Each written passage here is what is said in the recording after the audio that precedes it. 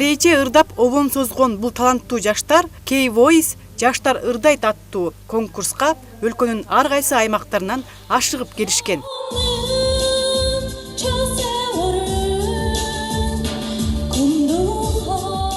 Бул сынакты Бишкектеги Кёнбук окуу борбору уюштурду. Корей маданиятына жана тилине кызыккан көптөгөн жаштар бар экенин сынак далилдеди. Жарышка корейче билген жана ал тилде ырдай алган 60 катышуучу өтүнмө берген.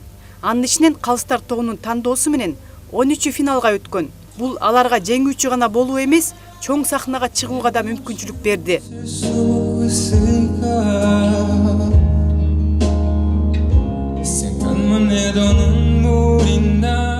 Мен кичинекей кезимде «Жемчужина дворца» деген дараманы көрчүмүн. Ошол дарамада Онара деген ыр аябай жагып калган болчу. Ошол Онаранын ырын ырдап, анын маанисин түшүнүп, мен ошо бетер көп түшүнгөнүмө аябай жакшы болду да.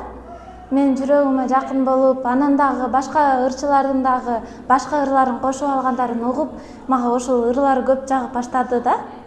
Алардын маанисин түшүнүп, ошону башкаларга дагы ырдап берейинчи, анан дагы мен биринчи орун алсам, аябай мыкты болот эле, мен Кореяга аябай баргым келип жатат деп. Кёнбук институтунун уюштуруп аткан бул иш-чарасына, конкурсун аябай Инстаграмдан көрүп, аябай кызыгып келгим келип, негизи эле Корея маданиятына аябай кызыгып жүргөм.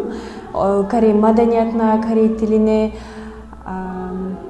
азыр ушул конкурска келгениме аябай сыймыктанып турган кезим. Баш байгеге ат салышкан бул концертте улам биринен бири өзгөчөлөнгөн музыкалык шыгы бар жаштар көрүүчүлөрдүн сынынан өтүштү. Жыйынтыгында 3 жеңүүчү тандалып, демөөрчүлөр тарабынан баалуу белектер менен сыйланышты.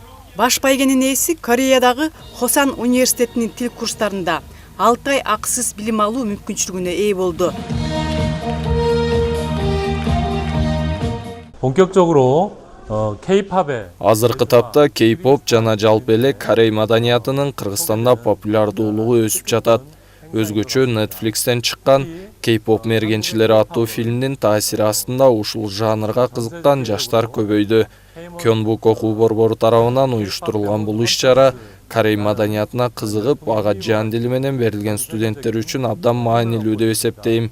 Ошондой эле мен ойлойм, бул иш-чарадагы көбүрөөк Корея маданиятын жана корей тилин жайылтууга чоң өбөлгө болот. Иш-чарага келген көрүүчүлөргө лотерея билеттери берилди. Концерттин аягында алар ачык айкын ойнотулду. Уткан билеттердин ээлери Бишкек шаарындагы Корей ресторандарына чакырууларды алышты. Иш-чарага Кыргызстандын жана Кореянын мамлекеттик мекемелеринин бизнес өкүлдөрү жана каалоочулар чакырылган. Көрүүчүлөр концертти гана көрүп тарабастан Кореянын Кёнсанбукдо областтык жетекчилиги тарабынан Хосан жана Соллин университеттерине кирүү боюнча кеңеш да ала алышты. Клара Кудайбергенова, Данияр Тилебалдиев, УТРК Чүй, Бишкек.